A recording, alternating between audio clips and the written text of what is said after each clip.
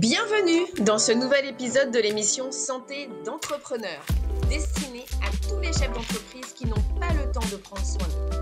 Vous y trouverez des interviews de dirigeants et des tips pour faire de votre santé une priorité et surtout un allié pour le développement de votre business, pour la croissance de votre entreprise. Avant d'accueillir un nouvel entrepreneur, aujourd'hui, je me présente. Je suis Bérénice, entrepreneuse et dirigeante de la société A2 Business Plus. Et j'accompagne les dirigeants à prendre soin de leur santé physique et mentale, tout en les aidant à développer leur business. Je m'adresse à vous, dirigeants de petites sociétés, entre 0 et 20 salariés, qui êtes seuls à gérer et à diriger.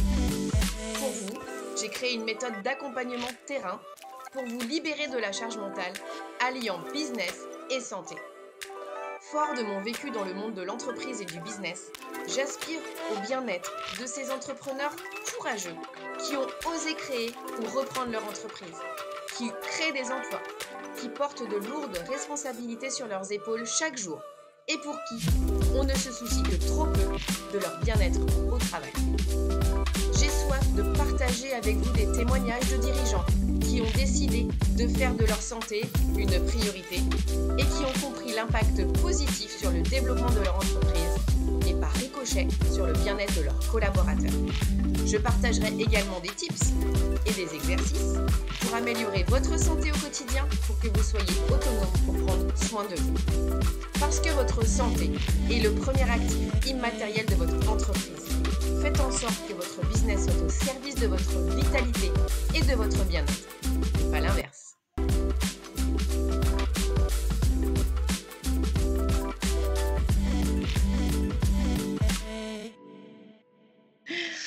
Eh bien, bonjour à tous et bonjour Élodie. Aujourd'hui, je suis ravie de t'accueillir sur le podcast Santé d'entrepreneur. Bienvenue. Merci Bérénice, ravie aussi, je te remercie pour ton invitation. Alors, ce que je te propose, c'est dans un premier temps, c'est de te présenter aussi bien professionnellement que personnellement. Et puis après, on entrera dans le vif du sujet de la santé.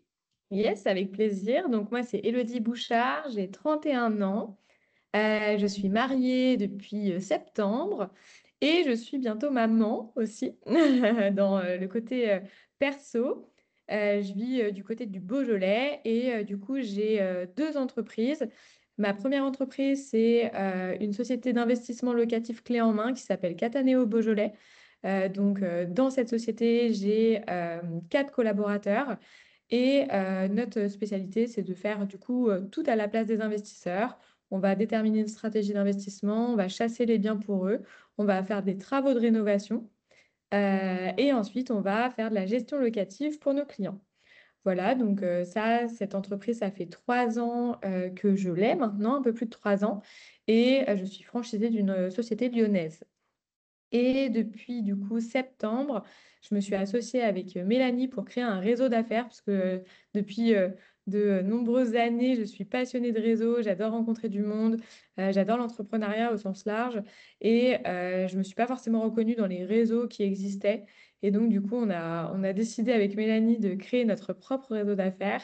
Donc ça a démarré en septembre. C'est à la fois un réseau pour développer son chiffre d'affaires quand on est entrepreneur, chef d'entreprise, mais aussi pour partager des bonnes pratiques puisqu'on fait de l'intelligence collective à chaque session. Donc, c'est ce qui nous différencie. Et aujourd'hui, on a du coup 2 cercles qui sont sur le secteur du Beaujolais. On en a un qui s'ouvre à Lyon et un à Paris, là, dans le mois de février. Et on en a en cours sur Nantes et sur Annecy. Voilà. Donc, bien occupé. Effectivement. Alors, je me permets juste de donner le nom du réseau, puisque Le réseau Soleil, tout à fait. voilà, Merci. Réseau Soleil. Super. OK. Écoute, merci pour cette brève présentation. Du coup, on va rentrer dans le vif du sujet. Et la première question que je vais te poser, c'est qu'est-ce que pour toi la santé? La santé, c'est une bonne question. C'est assez large pour moi puisque, j'intégrerai pas uniquement le côté, maladie, parce que c'est à ça qu'on pense en général, quand on parle de santé.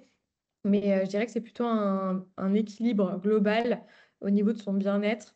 Donc, à la fois au niveau de l'alimentation, de prendre soin de soi, donc en termes de temps, en termes de sport, en termes aussi de s'accorder des moments de bien-être, massage, yoga, autres, des moments de repos, donc des week-ends, des vacances, des pauses dans la journée.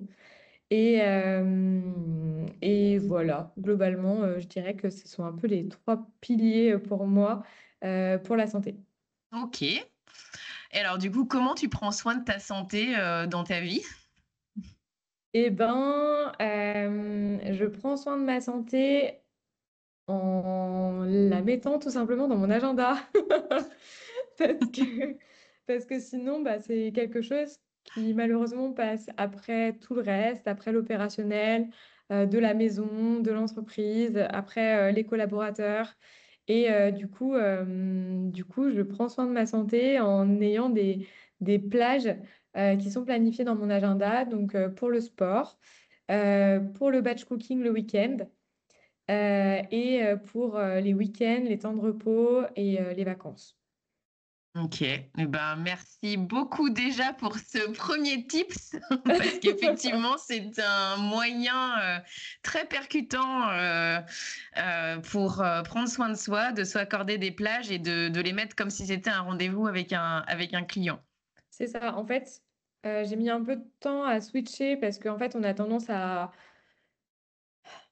je pense qu'on a tendance à culpabiliser quand on met, le sport, au même niveau, par exemple, qu'un rendez-vous client et on a tendance à faire comme si on était disponible quand on a un client au téléphone alors qu'en fait, on a écrit sport dans l'agenda et en fait, j'ai vraiment switché, mon cerveau, ça s'est fait au fur et à mesure, mais maintenant, aujourd'hui, c'est acté. C'est quand il y a écrit que c'est sport et c'est pas négociable, surtout s'il y a certaines sessions de sport que j'ai vraiment envie de faire. Donc après, j'ai aussi, comme je travaille avec le particulier, je sais que c'est souvent entre midi et deux ou le soir que j'ai des rendez-vous.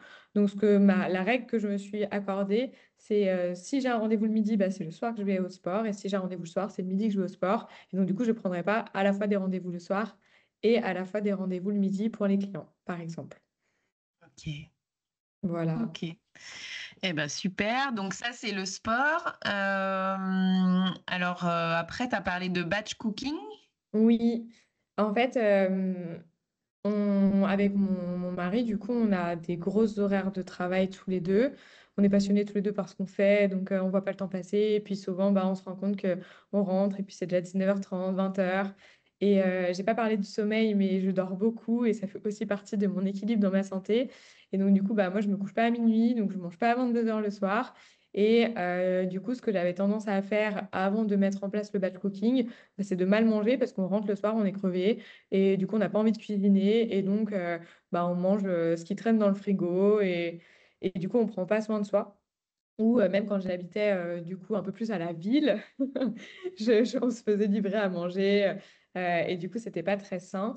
Et donc aujourd'hui, on a vraiment pris cette routine-là qui, certes, demande du temps dans le week-end et une organisation qui est différente.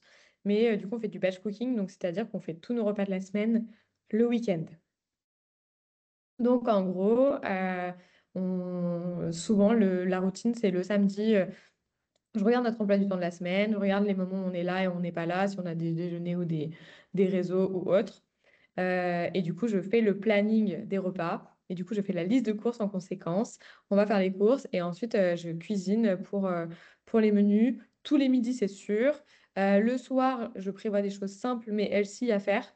Donc, soit c'est déjà pré-préparé, soit c'est simple, par exemple des soupes ou des salades. Et comme ça, bah, on mange équilibré toute la semaine. Et surtout, on n'a pas besoin de se rajouter ce temps-là quand on n'a pas l'énergie le soir de cuisiner pour le midi ou pour le soir. OK. OK, bah, super, encore un deuxième une 2e tips que tu pratiques au quotidien. Alors pour te connaître, Élodie, pour connaître ton mari, vous êtes des bons vivants. Oui, tout à fait. Donc je sais que vous ne vous privez pas non plus de bons repas, de bons Non, vins et tout ça, donc comment tu peux le exactement. En fait, bah, moi, ce que j'ai trouvé d'assez équilibré, en tout cas dans notre manière de vivre, c'est que la semaine, bah, justement, on a notre routine sportive, on a notre routine où on mange sainement. Moi, j'essaye même de pas boire d'alcool du tout en semaine, même en soirée réseau, tout ça, parce que bah, je préfère garder ces moments de plaisir le week-end avec mes amis plutôt que dans le cadre professionnel. Et donc, du coup, par contre, le week-end, on n'a pas de contraintes, on va se faire plaisir, on va au resto, on compte pas. Pendant les vacances, pareil. Donc, en fait, on va vraiment, grâce à la routine healthy qu'on a mis en place toute la semaine, et ben, du coup, on va pouvoir se permettre de avoir bah, des cheat meals le week-end et pendant les vacances, sans compter et sans culpabiliser. Ok, Voilà, et avec l'alcool aussi, c'est pareil. d'accord.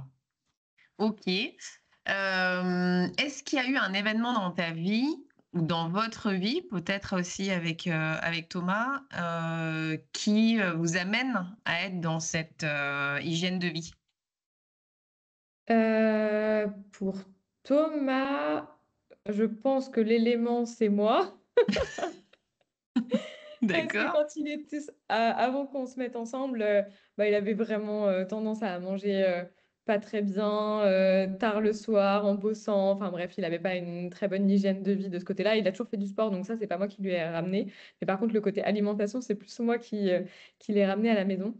De mon côté, je, j'ai eu des problèmes de poids quand j'étais enfant où on m'a souvent traité de grosse ou autre. Donc, j'avoue que j'ai pas trop aimé cette période-là. Et je suis partie au Canada quand j'avais 20 ans en césure entre mon master 1 et mon master 2. Et j'ai décidé à partir de ce moment-là que parce que je changeais d'environnement, j'allais prendre de nouvelles habitudes alimentaires. Parce que bah, avant, je vivais chez mes parents, que c'était pas moi qui décidais le repas de la semaine et que mes parents, bah, par simplicité, ils faisaient beaucoup de choses industrielles. Et sauf que du coup, bah, je mangeais pas bien et du coup, je n'arrivais pas à maigrir. Alors que bah, je mangeais pas beaucoup, mais je mangeais pas, enfin, je mangeais industriel et du coup, mon corps, il maigrissait pas. Et donc, du coup, j'ai profité d'être au Canada. En plus, j'étais chez des personnes qui étaient... bah, la maman était obèse et le papa, il était quand même bien enrobé, on va dire. Et donc, du coup, moi, j'ai pris parti de faire la cuisine pour eux. J'étais fille au père, donc j'avais le temps de faire ça. Et en plus, j'adore cuisiner, donc ça, c'est un avantage. Et donc, du coup, j'ai pris le temps de bien cuisiner, de les faire manger sainement, elles-ci, et d'avoir ma routine de sport que j'ai intégrée en allant tous les jours au sport. Parce que bah, je gardais qu'une enfant, que le matin, je la déposais pour le bus, et du coup, bah, j'avais le temps d'aller à la salle, de rentrer, de cuisiner sainement. Et aussi, ce que j'ai beaucoup apprécié au Canada, et qu'aujourd'hui, j'arrive pas à retrouver parce que c'est pas vraiment le rythme français, mais c'est qu'on mangeait le repas du soir à 5 heures. Et Ah oui. moi, ça me correspondait hyper bien parce que j'aime pas, je me couche assez tôt et j'aime pas me coucher le ventre plein. Et du coup, bah, j'avais le temps de digérer et comme je me couche tôt, ça fonctionne. Je pense que pour des couches tard, ça fonctionne pas parce que je pense qu'il y a la fringale de 22 heures qui doit arriver. Mais moi, en général, à 21h30, 22 heures, je suis déjà au lit, j'ai pas faim, quoi. Donc, ça m'allait hyper bien, moi, de manger vers 5 heures, 5h30 le soir. Euh, et, euh, enfin, je sais pas, j'étais super bien dans ça. Donc, j'ai réussi à perdre à peu près 5 kilos là-bas et j'ai dû terminer de perdre mon poids après en rentrant parce que du coup, j'ai pris mon appart et j'ai juste continué à manger sainement. Après, par contre, je suis partie de l'autre côté de la dérive, où là, par contre, j'ai perdu un peu trop de poids et je pense que j'avais perdu une bonne dizaine de kilos et j'avais pas besoin de perdre autant de poids. Je faisais beaucoup de sport, enfin, je suis un peu partie à l'extrême pour le coup. Et j'ai retrouvé un équilibre, surtout quand je me suis mise avec Thomas, parce que bah, je pense, on avait envie tous les deux de bien manger, mais Thomas, il m'a rappelé que fallait pas non plus que je me prive. Enfin, quand j'ai abusé, c'est que le midi, j'arrivais, j'avais juste une tomate à manger et une pomme, quoi. Et je mangeais juste ça et c'était ce qui me semblait bien, alors qu'au final, bah, il me manquait plein de choses. Donc, Tom, il m'a permis de vraiment retrouver un équilibre où lui, bah, il m'a ramené du gras, il m'a ramené, on va dire, du plaisir, Ouais, du mais en plaisir. même exactement bien que moi, j'adore manger des tomates et des pommes, donc ça me dérangeait pas. C'est juste que bah, je culpabilisais si je mangeais mal et que c'était pas l'objectif. Et du coup, aujourd'hui, bah, on a vraiment cette routine où je me sens bien, où je me sens en bonne santé, où je me sens pas trop maigre ni trop grosse. Enfin, vraiment, je me sens bien. Je fais pas le yo-yo avec mon poids. Mon poids, il est stable. Et voilà, donc je pense que ça a été un peu un enchaînement de tout ça qui a fait que j'ai trouvé ces habitudes. Et le batch cook, je crois que j'ai commencé pendant le confinement parce que bah, c'était un peu la période où je me suis dit, bon, bah vas-y, je vais tester un nouveau truc, je vais tester le batch cooking. J'avais eu un livre de ça, donc j'avais commencé. Et en fait, ça m'allait trop bien comme mode de fonctionnement. Et voilà. Et du coup, j'ai pas perdu le truc parce que bah, on a repris notre quotidien et les journées sont longues, donc ça nous va très bien tous les deux. Ok, Voilà, un peu ok, super. le chemin qui a fait qu'on est Ouais. arrivé à là. Ok, ok, super. Bah, écoute, merci en tout cas pour le partage d'une partie de ton intimité. Moi, ce que je voulais voir avec toi maintenant, c'est le lien que tu fais entre ce que t'apporte cette hygiène de vie et ta performance dans ton business en tant que dirigeante. Ok, c'est une très bonne question. Euh, En fait, je me suis rendu compte que quand je ne respectais pas cette hygiène de vie, quand je respectais pas le bon dosage dans mon emploi du temps, de temps pour moi et de bien manger, de bien dormir, j'étais beaucoup plus irritable. Et sauf que cette irritabilité, elle avait des conséquences à la fois à la maison, parce que bah, du coup, je suis irritable dans mon couple, je suis irritable, j'ai moins de patience avec mes amis ou autres, mais aussi à l'entreprise. Et du coup, les conséquences directes avec l'entreprise, c'était bah, par exemple, j'ai un client au téléphone qui n'est pas content, bah, en fait, je ne vais pas réussir à prendre le recul parce que bah, je vais être beaucoup plus irritable dans la manière de réagir, et je vais réagir à chaud, je vais être beaucoup plus piquante et du coup, je n'aurai pas le bon comportement dans le professionnel. Donc déjà, je me suis rendu compte de ça et je me suis dit, bah, en fait, c'est pas acceptable que je puisse avoir ce comportement. Donc il faut que je prenne soin de moi pour pouvoir avoir le recul nécessaire et le repos nécessaire pour pouvoir réagir correctement quand un client n'est pas content, par exemple. Et du coup, maintenant, aujourd'hui que j'ai des collaborateurs, c'est encore plus le cas, puisque bah, c'est pareil, des collaborateurs, c'est des humains, il y a des moments où ça va, des moments où ça va pas. Et il faut que je puisse avoir le recul de pouvoir ne pas réagir à chaud et de pouvoir être suffisamment reposé, mais aussi être disponible. Comment dire ça? D'avoir l'esprit libre et disponible pour eux quand je suis avec eux. Si je suis trop crevée, que je fais des semaines à rallonge ou que j'enchaîne les rendez-vous, en fait, ils vont être en face de moi et je ne vais pas enregistrer aussi bien des rendez-vous clients que des conversations avec des collaborateurs. Et c'est pas l'objectif. Si je passe du temps avec eux, c'est pour avoir du temps de qualité et pas du temps du quantitatif, quoi. Et donc, c'est vraiment ça qui fait que ça a un impact quotidien. Moi, mes équipes, elles le savent. Je vais au sport le midi, le soir, soit l'un, soit l'autre, mais je m'en cache pas. Enfin voilà, c'est pas pour moi un tabou dans l'entreprise. Et d'ailleurs, je leur dis, si vous voulez faire du sport le midi, si vous voulez avoir une pause différente parce que vous voulez intégrer ça, il n'y a pas de souci. Enfin voilà, je suis très ouverte sur la question. Euh, et, euh, et en fait, je me sens beaucoup plus euh, présente dans tous les temps que je passe à l'entreprise grâce à ça. Et il y avait eu quelques déclics parce qu'il y a un moment où même j'arrivais à oublier des rendez-vous, oublier des clients. J'ai fait des rendez-vous, je me retrouvais au rendez-vous 2 parce qu'en général, j'ai 2 ou 3 rendez-vous avec les clients avant qu'on commence leur projet. Bah, en fait, je me rappelais même pas du premier rendez-vous. Et là, je me dis, c'est pas normal, j'ai quand même passé 1 heure avec cette personne. J'ai repassé du temps ensuite sur le document que je lui ai envoyé et je ne me rappelle pas de cette personne. Donc, je trouvais que c'était dommage d'en arriver là et qu'au final, bah, ça remettait un petit peu en question ma manière de travailler et je me sens beaucoup plus reposée. Alors après, j'ai mis bien évidemment d'autres routines dans l'entreprise pour que ça fonctionne bien, des semaines type, d'autres choses qui sont pas forcément liées à la santé, mais quand même. Parce que c'est quand même de la santé mentale, du fait que je ne me fasse pas déranger toutes les 2 minutes, que je ne prenne pas mon téléphone quand je suis en rendez-vous avec quelqu'un, ou même quand je suis en train de travailler sur quelque chose où il faut que je sois focus. Euh, ça reste, on va dire, des choses qui sont liées à la santé. Et, euh, et je le sens tout de suite. En fait, quand je vois que je dérive, je le sens tout de suite. Quand je vois que j'ai des semaines qui sont trop chargées, je le sens tout de suite. et ça va forcément avoir un impact soit dans ma vie perso, soit dans ma vie professionnelle. OK. Alors du coup, la question qui me vient, c'est comment tu fais? Parce que je veux dire, tu es soumise à une charge d'activité, en tant que chef d'entreprise. Alors du coup, voilà, moi j'ai une question à te poser, Élodie, par rapport à ce que tu viens de dire. Tu as mis le doigt sur quelque chose que beaucoup de dirigeants rencontrent, c'est ils ont une activité débordante. Toi, tu as dit effectivement que, tu mettais dans ton agenda des créneaux pour toi, pour ta santé, mais comment tu fais pour gérer cette charge de travail en ayant finalement moins de temps pour travailler puisque tu prends du temps pour toi?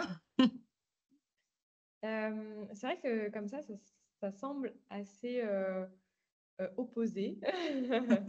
Mais en fait, en réalité, hem, en fait, j'ai une vision assez long terme de mon entreprise. Je savais tout de suite que, j'aimais pas forcément faire de l'opérationnel.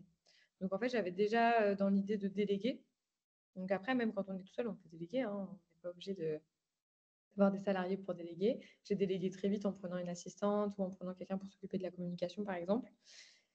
Et donc du coup, ce que j'ai fait, j'en ai parlé un petit peu avant, j'utilise la semaine type. Donc en fait, j'ai vraiment des créneaux de travail, qui sont dédiés, à des temps d'activité.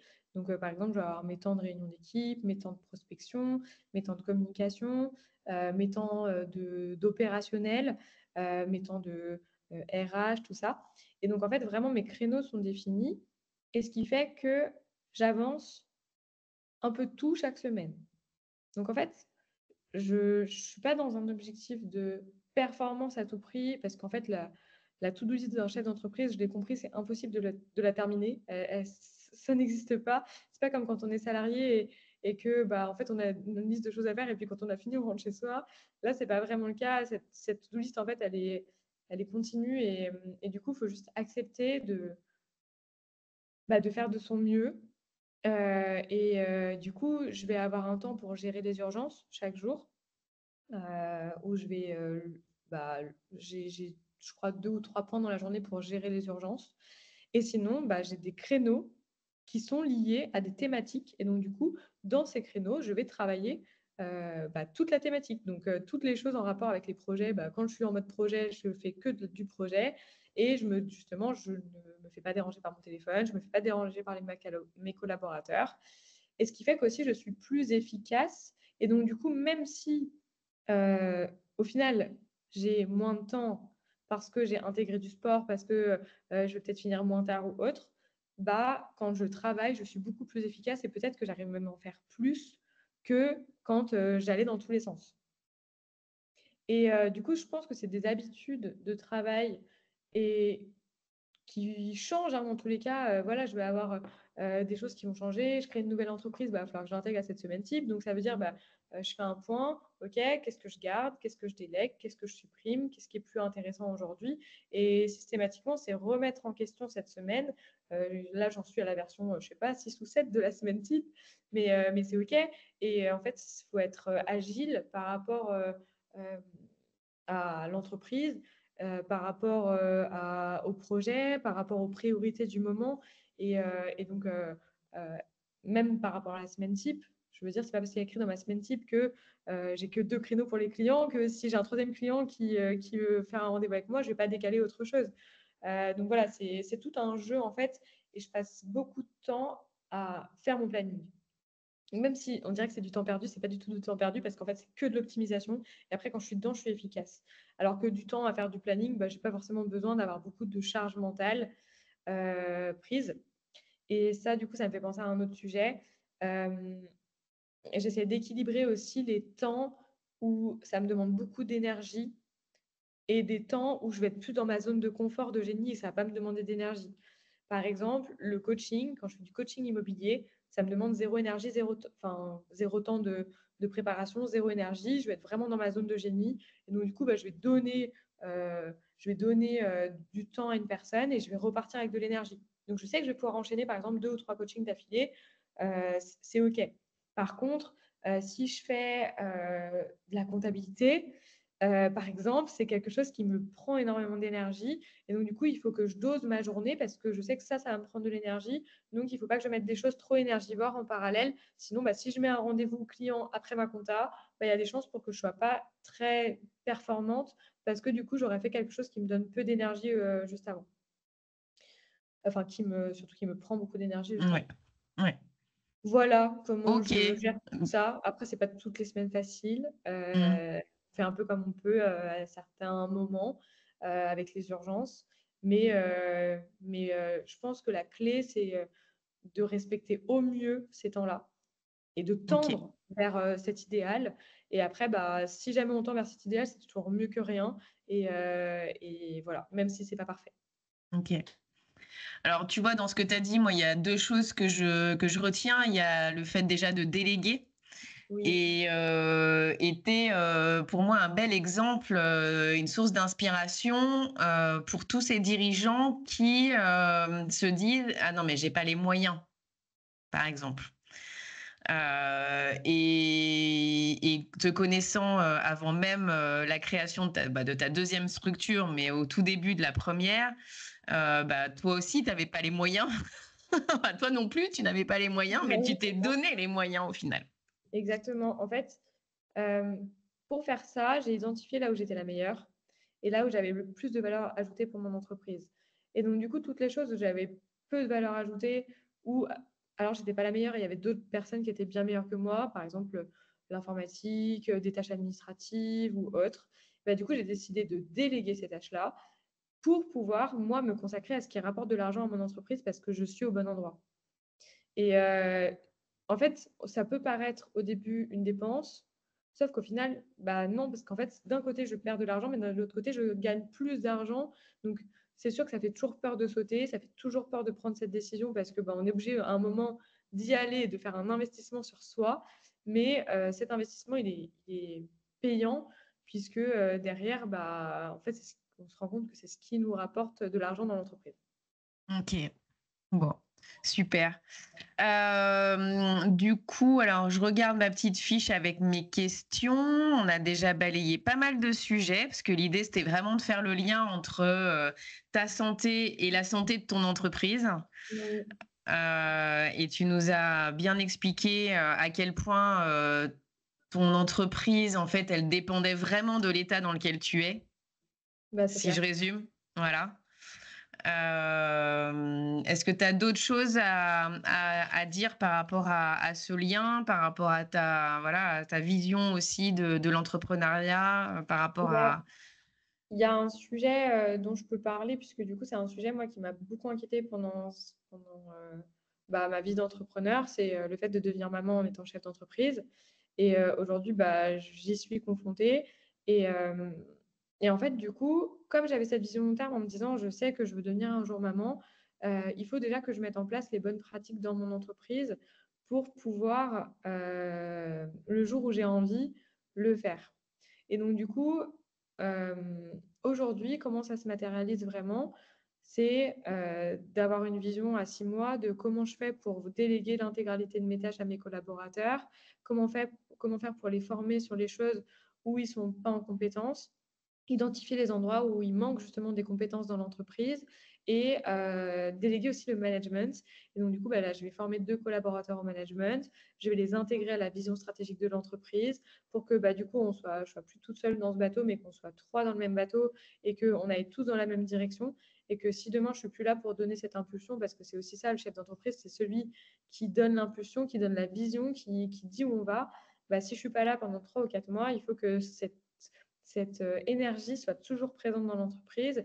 Et, euh, et du coup, j'y suis pas encore, je sais pas comment ça va se passer. Mais en tout cas, je me donne les moyens dès aujourd'hui de me dire, c'est possible que ça continue. Et du coup, que je puisse prendre ce temps pour moi, parce que ça fait partie aussi de la santé, de se dire qu'il y a des moments où on peut déconnecter. Et le droit à la déconnexion quand on est chef d'entreprise, c'est compliqué. Et du coup, je suis j'ai fait en sorte d'avoir une équipe déjà pour pouvoir déléguer, mais aussi de m'entourer de collaborateurs clés pour pouvoir vraiment déléguer et m'appuyer sur eux. Ok. Voilà. Ça veut dire que en tant que chef d'entreprise, tu envisages de plus travailler pendant les débuts de ta maternité, par exemple, enfin, quand le bébé sera arrivé, tu as envie de te consacrer à 100% à votre bébé et de plus penser à l'entreprise? Alors, ce que j'ai dit à mes équipes, c'est que je vais les préparer pour que je sois complètement absente pendant 4 mois. Ça ne veut pas dire que je le serai. C'est-à-dire que Ok. je vais les préparer pour que pendant 4 mois, l'entreprise, elle puisse tourner sans moi complètement et que je sois absente. Et après, moi, on va dire que j'ai envie de suivre mes envies. C'est très compliqué de se projeter dans quelque chose qu'on ne connaît pas. Et du coup, je vais me laisser l'opportunité de. C'est-à-dire que bah, déjà, si jamais je me sens en forme jusqu'au bout, bah, je ne vois pas pourquoi j'arrêterais de travailler si je suis en forme pour m'enfermer chez moi, alors que moi, je suis hyper heureuse toute la journée avec mes salariés à l'entreprise, quoi. Enfin, je passe des bons moments. Donc après, peut-être que j'adapterai mon temps par rapport à ma fatigue, mais je ne me vois pas.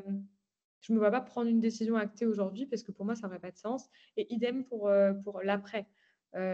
J'aurais fait en sorte de pouvoir couper, mais si j'ai envie parce que ça me manque, parce que j'ai envie de les voir, parce que bah, j'ai envie de retrouver aussi cette vie d'entreprise que j'adore et l'entrepreneuriat, bah, je pense que j'y retournerai à certaines doses, on verra. Voilà. Aujourd'hui, c'est trop Ok. difficile de me projeter, mais j'ai envie de me laisser cette opportunité. D'accord. Ok. Le Graal de l'entrepreneur, quoi, parce que à pouvoir partir 3 4 mois de son entreprise en tant que chef d'entreprise, je pense que c'est quelque chose qui est enfin, quelque chose qui est rêvé quelque part. Bah, justement, je trouve que c'est un beau challenge de me dire, et je trouve que c'est une très bonne opportunité aussi, de pouvoir tester comme ça, parce qu'au final, je vais peut-être revenir en me rendant compte qu'il y a des choses que je fais qui ne servent à rien, ou alors que j'aurais pu le déléguer plus tôt parce qu'en fait, mes équipes sont en mesure de le faire et que dans ma tête, c'était pas délégable, alors qu'en fait, bah, je vais avoir la preuve que ça l'est. Ou au contraire, je vais me rendre compte que bah, il y a des choses où bah, je suis indispensable et il faut vraiment que je m'axe là-dessus. Mais je trouve que c'est un très bon exercice et ça va pouvoir nous permettre sûrement d'avoir une vision éclairée sur plein de choses et peut-être prendre d'autres décisions pour la suite de l'entreprise. Mhm. Ok. Bah, écoute, merci pour ce partage. On arrive à la fin du coup de notre échange. Le dernier mot de la fin, qu'est-ce que tu aurais envie de dire à tous ces chefs d'entreprise qui disent trop souvent, j'ai pas le temps de prendre soin de moi, je suis pas la priorité. Euh, j'ai envie de leur dire que malheureusement, leur corps va un jour les rattraper s'ils n'écoutent pas leur petite voix intérieure et que ça sera soit à court terme, soit à moyen terme, soit à long terme. Mais en fait, si aujourd'hui, déjà, vous ressentez de la fatigue, si vous ressentez que vous n'arrivez plus à réfléchir, vous êtes KO le soir, que votre corps est en train de vous parler, vous tombez souvent malade. Enfin, en fait, il y a plein de signaux que le corps nous envoie et que on a tendance à ne pas écouter. Bah, en fait, les signaux, ils vont faire que s'accentuer et jusqu'au jour où bah, ça sera plus rattrapable. Donc, ce que je vous invite à faire, c'est d'écouter ces petits signaux et de commencer doucement. Voilà, vous n'êtes pas obligé tout de suite d'aller tous les jours à la salle ou d'aller marcher tous les jours pendant 1 heure, mais peut-être commencer juste en disant, bah voilà, je m'accorde un moment dans la semaine qui est pour moi, et puis après, ce sera 2 moments, 3 moments, 4 moments, et puis voilà, ça sera une progression, mais vraiment capitaliser sur ces victoires parce qu'il faut le prendre comme des victoires et pas culpabiliser, justement. Se dire que quand on prend du temps pour soi, c'est une victoire et voir le bon côté des choses de qu'est-ce qui a apporté ce moment pour vous, pour votre entreprise et pour votre entourage. Hmm. Voilà. Bah, écoute, merci en tout cas, Elodie. Il y a juste un petit point dont on n'a pas parlé, c'est le fait que tu n'as jamais hésité à être accompagnée. Ah oui, Et je crois que ça, c'est quelque chose que peu de chefs d'entreprise osent faire. oui. Et du coup, qu'est-ce que tu pourrais dire là-dessus, témoigner là-dessus? Et ben, depuis que j'ai mon entreprise, donc depuis 3 ans, je me fais toujours accompagner par un coach. Donc, à chaque fois, je choisis une thématique qui m'intéresse. Donc, j'ai eu un coach mindset. J'ai eu plusieurs coachs mindset. Là, en ce moment, je suis plus sur un coach organisation, management, parce que justement, ce sont mes challenges du moment. Et en fait, je me suis rendu compte que de croire que j'étais la plus forte et la meilleure, ça servait à rien. Parce que on est tous vulnérables, on a tous des choses où on est bon et des choses où on est moins bon. Et, euh, et quand on est chef d'entreprise, encore plus quand on est seul et qu'on n'a pas d'associé, on a du mal à sortir de la tête du guidon et on a du mal aussi parfois, peut se sentir un peu seul dans certaines prises de décision. Et en fait, l'avantage du coach, c'est qu'il permet de prendre de la hauteur, prendre du recul. Il ne va pas prendre de décision à notre place, mais en tout cas, il nous permet d'avoir ces temps stratégiques pour l'entreprise et, juste d'avancer, quoi. Et moi, ça m'a cassé des plafonds de verre que j'avais. Ça m'a permis, il y en aura toujours des plafonds de verre. Donc, dès que j'en aurai un autre, je prendrai un coach pour le casser. Mais c'est ce qui me permet d'avancer. Et je pense que sans ça, je serais peut-être encore à la case départ. Donc, Oui. voilà, c'est aussi un investissement. C'est clair que pour une jeune entreprise, c'est un investissement de prendre un coach. Ça coûte de l'argent. Mais après, faut toujours, pareil, avoir une vision assez long terme. Et quand on prend un coach, c'est qu'on parie sur soi et qu'on a confiance en soi. Ou en tout cas, qu'on se dit que si on fait tout ça, c'est pas pour rien. Et que il faut se donner les moyens d'arriver à ses objectifs et à sa vision. Et si on n'y arrive pas tout seul, faut être suffisamment vulnérable pour accepter de se faire accompagner. Sachant que si on regarde comment tu évolues en tant qu'entrepreneuse et comment évolue ton business, il a eu une croissance incroyable. Rien que déjà en nombre de collaborateurs, tout ça. Enfin, je veux dire, c'est un signe extérieur qui montre à quel point l'investissement dans ton accompagnement avec des coachs a payé. Ouais, je suis vraiment sur une optique de faire x2 chaque année en ce moment. Donc, c'est sûr que sur 3 ans, voilà. Mais bon, on est quand même sur des objectifs x2, donc c'est pas des petits objectifs. Euh, et, et en fait, je le prends avec beaucoup de sérénité. Voilà, j'ai présenté les chiffres d'ailleurs lundi à mes équipes. Et avec beaucoup de sérénité en leur disant, voilà, on va faire x2 pour l'année prochaine, voilà comment on va le faire, voilà quels sont les outils. Et c'est OK en fait, mais parce que la vision est claire, la stratégie est claire, je sais comment on y va et je suis alignée avec ces objectifs. Et, c'est grâce au travail que j'ai fait parce que sinon, j'aurais peut-être pas été en mesure d'être aussi alignée avec ça. Jusqu'au Ok. prochain challenge, hein, on en aura toujours. Hein. Je pense Ouais. que plus on grandit, plus on a des challenges. Mm. Ok, écoute, je te remercie infiniment pour le temps que tu m'as consacré à répondre à mes questions sur la santé des entrepreneurs et toi en particulier. Et c'est chouette parce qu'avec l'interview qu'on a fait aujourd'hui, il y a des clés vraiment concrètes. Mais en tant que femme très pragmatique que tu es, je m'attendais bien à tout ça. Pas dans autant de détails, mais en tout cas, voilà, je suis très contente de pouvoir partager ça avec l'audience et tous ces gens qui vont pouvoir écouter notre émission. En tout cas, merci beaucoup. Avec plaisir, Bérénice, merci à toi. Et C'est je te intéressant, dis, le genre de sujet qu'on a l'habitude de traiter, donc c'est hyper intéressant. ouais, merci beaucoup d'avoir répondu présente. Et puis, je te dis à bientôt à la salle de sport. Oui, à bientôt à la salle. Salut! Eh bien, j'espère que cette interview vous a plu. Alors, si vous aussi, vous avez envie de témoigner sur votre expérience de vie et expliquer à tous ces dirigeants quel lien vous faites entre votre santé et le développement de votre chiffre d'affaires, ou si vous aussi, vous avez envie d'être accompagné pour développer votre chiffre d'affaires, votre business, en prenant soin de votre santé physique et mentale, vous pouvez me contacter soit via les réseaux sociaux et essentiellement sur LinkedIn à Bérénice Volgringer. Ma société, c'est A2 Business Plus. Vous la retrouverez aussi sur Internet. Je vous souhaite une très belle fin de journée et je vous dis au prochain épisode. À bientôt!